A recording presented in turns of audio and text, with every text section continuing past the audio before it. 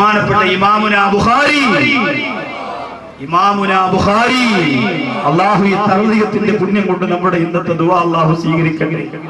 നമുക്കൊന്നും അത് ഓതി തീരാനുള്ള യോഗ്യതയില്ല സഹോദരങ്ങൾ. കോളേജിലൊക്കെ പോയാൽ ഒരു കൊല്ലം കൊണ്ട് ഡിഗ്രി എടുത്ത് ഇറങ്ങി ജീവിക്കണമെന്ന് പറഞ്ഞ ആഗ്രഹം കൊണ്ട് പോകുമ്പോൾ ഇതൊന്നും ആദ്യം മുതൽ അവസാനം വരെ ഓതാനെന്ന് വരെ നിൽക്കൂല. വലിയ കിതാബല്ലേ. ആ ബഹുമാനപ്പെട്ട കിതാബ് എഴുതിയ ബുഖാരി ഇമാമിന്റെ ഉസ്താദ് മരണപ്പെടുന്ന സമയത്ത് തന്റെ പ്രിയപ്പെട്ട ശിഷ്യഗണങ്ങളോട് പറയുകയാ, ഒന്നുമില്ലാതെ എന്റെ മയ്യത്ത് കിടക്കുന്ന റൂമിലേക്ക് ഒരാൾ പോലും കടന്നു വരാ പാടില്ല. ഒന്നുമില്ലാതെ എന്റെ മയ്യത്ത് കിടക്കുന്ന റൂമിലേക്ക് ഒരാൾ പോലും കടന്നു വരാ പാടില്ല. ശിഷ്യന്മാര് ചോദിക്കുന്ന ബഹുമാനപ്പെട്ടവരെ എന്തേ കാരണം? ഒന്നുമില്ലാതെ പള്ളിയിലേക്ക് വരെ കിടക്കാമല്ലോ, ഒന്നുമില്ലാതെ അങ്ങയുടെ മയ്യത്ത് കിടക്കുന്ന റൂമിൽ കിടക്കാ പാടില്ലെന്ന് പറയാ കാരണമെന്തേ? ബഹുമാനപ്പെട്ട ബുഖാരി ഇമാമിന്റെ ഉസ്താദ് അവരോട് പറഞ്ഞു കൊടുക്കുകയാ, ഈ റൂമിന്റെ അകത്ത് ഇരുന്നുകൊണ്ട് 25,000 പ്രാവശ്യം ഞാൻ അല്ലാഹുവിന്റെ ഖുർആൻ ഓതി തീർത്തിട്ടുണ്ട് കേട്ടോ. ഈ റൂമിന്റെ അകത്തിരുന്നുകൊണ്ട് 25,000 പ്രാവശ്യം അല്ലാഹുവിന്റെ പരിശുദ്ധ ഖുർആൻ ഓതി തീർത്തിട്ടുണ്ടത്രേ. അല്ലാഹുവേ, ഒരു പ്രാവശ്യം പോലും ഖത്തമോദാത്തവരെവിടെയുണ്ട് റബ്ബേ?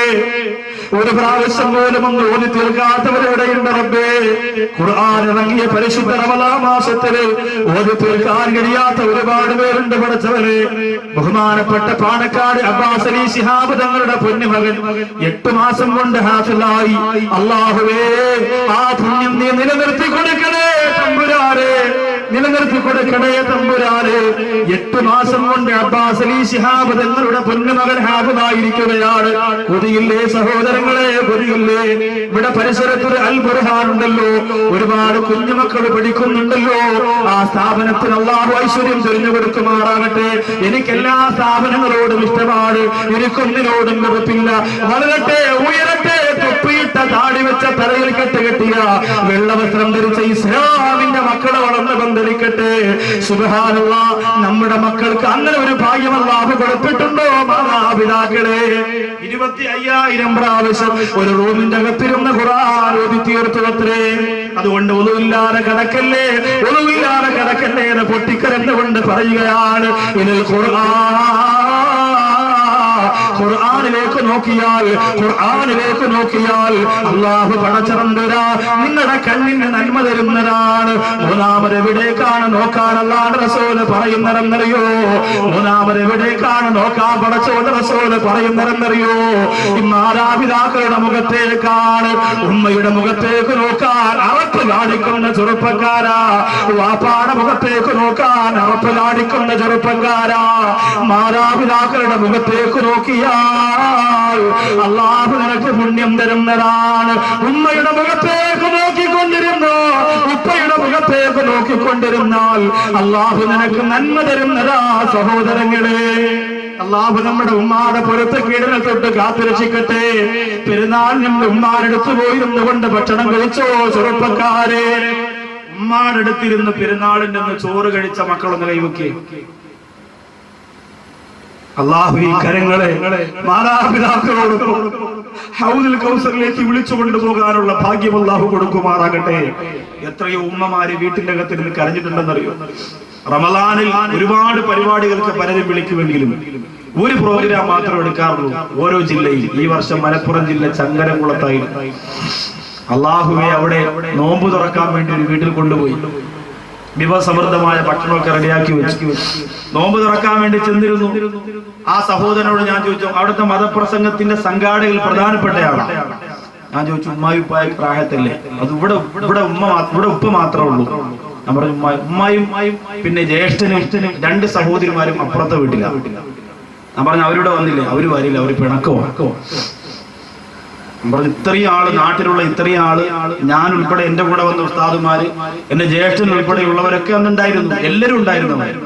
അപ്പൊ ആ വലിയ സദസ്സിൽ എന്തുകൊണ്ട് അവരെ വിളിക്കുന്നില്ല എന്ന് ചോദിച്ചപ്പോൾ പറയാം, അത് 12 കൊല്ലം കൊണ്ട് പിണക്കത്തില്ല. വാപ്പായും ഉമ്മായും ജ്യേഷ്ഠനും 2 സഹോദരിമാരും ഒരു വീട്ടിൽ, അതിന്റെ ഇപ്പുറത്ത് വാപ്പായും ഒരു മോനും വേറൊരു വീട്ടിൽ മാറി താമസിക്കുക. അടുത്തടുത്ത് വീടാ, കണ്ടാ മിണ്ടൂല, നോക്കൂല, പിണക്കോ.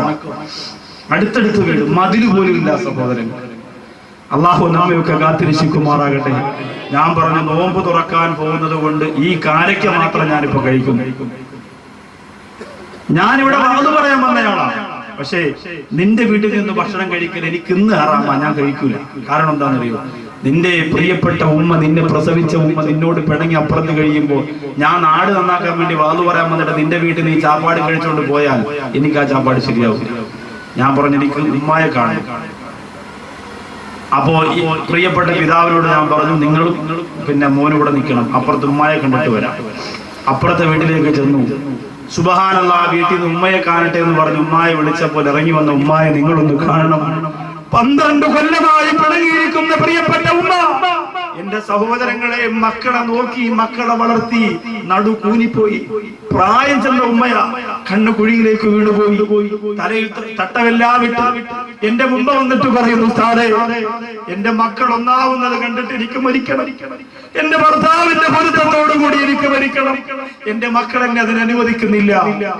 5 മിനിറ്റ് സംസാരിച്ചുകൊണ്ട് എന്റെ സഹോദരങ്ങളെ ആ ബന്ധത്തെ ഞാൻ കൂട്ടിയിണക്കിയപ്പോൾ ആ നാട്ടുകാർ മൊത്തവും കരഞ്ഞു.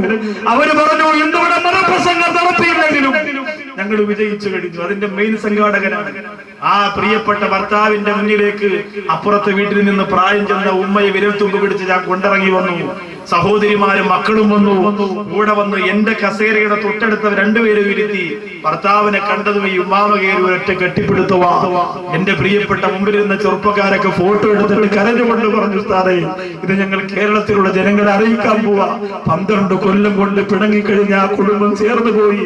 ആ ഉപ്പയും ഉമ്മയും ഒരുപാട് നേരം കെട്ടിപ്പിടിച്ചിരുന്ന് പൊട്ടിക്കരഞ്ഞിട്ട് പറഞ്ഞു, ഈ റമദാൻ കഴിഞ്ഞാൽ ഇനി ഞങ്ങൾക്ക് മരിക്കണം, അടുത്ത റമദാൻ വരെ ജീവിച്ചിരിക്കണം, ഇന്ന് കൊതിയില്ല എന്ന് പറഞ്ഞ് ആ കുടുംബം ചേർന്ന് ഇറങ്ങിപ്പോണെങ്കിൽ പെരുങ്കുളത്തുള്ളവരെ നിന്റെ പ്രിയപ്പെട്ട ഉമ്മ വീട്ടിലകത്തിരുന്നുകൊണ്ട് പൊട്ടിക്കരയുകയാണെങ്കിൽ എന്റെ ചെറുപ്പക്കാരെ, 100 കണക്കിന് പെൺമക്കൾക്ക് നിങ്ങൾ ഭർത്താക്കന്മാരെ കൊണ്ടു കൊടുത്താല്, 1000 പള്ളികൾ വെച്ചാല്, എത്ര ഭീതി വിപ്ലവം നിങ്ങൾ നടത്തിയാൽ അല്ലാഹുവിന്റെ മുന്നിൽ ഒരു സെക്കൻഡ് പോലും സ്വീകരിക്കപ്പെടുകയില്ല. അത് ഉറപ്പുള്ള കാര്യമാണ്.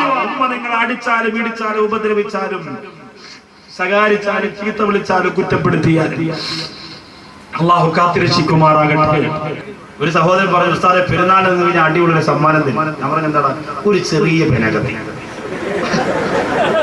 ഉസ്താദ് പ്രസംഗത്തിന് മുമ്പ് വണ്ടി വെച്ചിരിക്കണതല്ല എന്ന് പറയാം. ഞാൻ പറഞ്ഞു സാധാരണ നമ്മൾ ആലോചിച്ച് നോക്കിയ പെരുന്നാളിന്. അപ്പൊ അവൻ പറയുന്നു നമുക്ക് ഇതൊക്കെ ആവശ്യമാണെന്ന് പറയാം. ഏതെങ്കിലും ഒരു ചരിത്രം എല്ലാ ദിവസവും ശുഹദാക്കളുടെ ചരിത്രം പറയും. ഒരു ദിവസം റമദാൻ ഞാൻ ചോദിച്ചു, ഇനി ഓഡിയൻസ് ചോയ്സ് ആണ്, നിങ്ങൾക്ക് പറയാം ആരുടെ ചരിത്രം പറയണം. അപ്പൊ ഒരുത്തം പറയാം വാപ്പാടെ നിലവെട്ടിയാന്റെ ചരിത്രം പറഞ്ഞാൽ മതി. അവർക്ക് കൊട്ടേഷനും വെട്ടും കുത്തും അതൊക്കെയാണ് കേൾക്കാനൊരു ആവേശം. അപ്പൊ അതുകൊണ്ട് വളരെ സന്തോഷമുണ്ട് ആ കാര്യത്തിൽ. കാരണം മാറ്റം ഞങ്ങൾക്ക് ഉണ്ടായി എന്ന് അവർക്ക് തന്നെ അറിയാം. പട്ടിണി കിടന്നാലും ഇനി പലിശ വാങ്ങൂല, എത്ര സുഖവും രസവും കിട്ടുമെന്ന് പറഞ്ഞാലും കള്ളു കുടിക്കൂല. ഒരുപാട് പേര് തീരുമാനിച്ചിട്ടുണ്ട്, ആണും പെണ്ണും ഉൾപ്പെടെ സർവ്വതും അല്ലാഹു സുബ്ഹാനഹു വ തആല നിലനിർത്തി കൊടുക്കുമാറാകട്ടെ. അപ്പൊ ആ രീതിയിലൂടെ ഈ സമുദായത്തിന്റെ ചെറുപ്പക്കാർ രംഗത്ത് വരണം, ഉറപ്പായും വരണം. ഒരു ഭാഗത്തും ഈ പ്രദേശത്തൊക്കെ അള്ളാഹുവിന്റെ തീരുമാനം കൊണ്ട് വടക്ക് ഭാഗത്തുനിന്ന് കുറെ സമയം മാറ്റി ഇപ്രാവശ്യം ഇങ്ങനെ ഡേറ്റ് കൊടുക്കാൻ കാരണം നമ്മുടെ നാടുകൾ ഇച്ചിരി ഗാനമേള കൂടിപ്പോയി, ഇത്തിരി സർക്കസ് കൂടിപ്പോയി, ഇച്ചിരി അഴിഞ്ഞാട്ടം കൂടിപ്പോയി. അള്ളാഹുവിന്റെ കോടതിയിൽ പോയി സമാധാനം പറയുമ്പോ അതിന്റെ ഒന്നാമത്തെ പന്തിയിൽ നിൽക്കേണ്ടത് ഞാനായിരിക്കുമല്ലോ. എന്റെ പ്രിയപ്പെട്ട ചെറുപ്പക്കാരോട് പറയുകയാ, വെട്ടികിട്ടാൻ തുടിക്കുന്ന ഈമാനിന്റെ രക്തപ്പിറപ്പുള്ള ചെറുപ്പക്കാരായി അള്ളാഹുവിന് വേണ്ടി ജീവിക്കുന്നവരായി മാറാൻ നമുക്ക് സാധിക്കണം. അള്ളാഹുവിന് വേണ്ടി ജീവിക്കുന്നവരായി മാറാൻ ഈ പറയുന്ന കാര്യങ്ങളിലേക്ക് നോക്കിയിരിക്കുന്നത് നന്മയാണ്. അല്ലാഹുവിന്റെ റസൂൽ പറയുകയാണ്, അവസാനം നിങ്ങൾ നോക്കിയിരുന്ന നന്മ കിട്ടുന്ന 4ാമത്തെ ഭാഗമേതാ? ഇലൽ ഉലമാഇൽ ഉഖറവിയ്യാ. ഉഖറവിയ്യാരെ പണ്ഡിതന്മാരുടെ മുഖത്തേക്ക് നിങ്ങൾ നോക്കിക്കൊണ്ടിരുന്നാൽ പുണ്യമാണ്. അല്ലാഹുവേ, നിങ്ങൾ എത്ര ഉഖറവിയ്യാരെ പണ്ഡിതന്മാരെ കണ്ടിട്ടുണ്ട്. എന്നെ നിങ്ങൾ ആ കൂട്ടത്തിൽ പെടുത്തേണ്ട, അങ്ങനെ ആവണമെന്ന് ആഗ്രഹിക്കുന്നു. ആലിമാകണ്ട, മുത്തല്ലിമാകണം.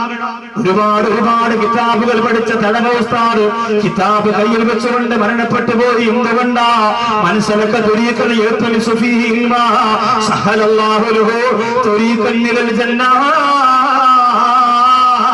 ഇൽമ പഠിക്കുന്ന വഴിയിലേക്ക് ഇറങ്ങിയാൽ, ആ വഴിയിൽ വെച്ച് മരണപ്പെട്ടു പോയാൽ നിങ്ങൾക്ക് അല്ലാഹു സ്വർഗ്ഗം തരുമെന്ന് അല്ലാഹുവിന്റെ റസൂൽ നബി മുഹമ്മദ് മുസ്തഫ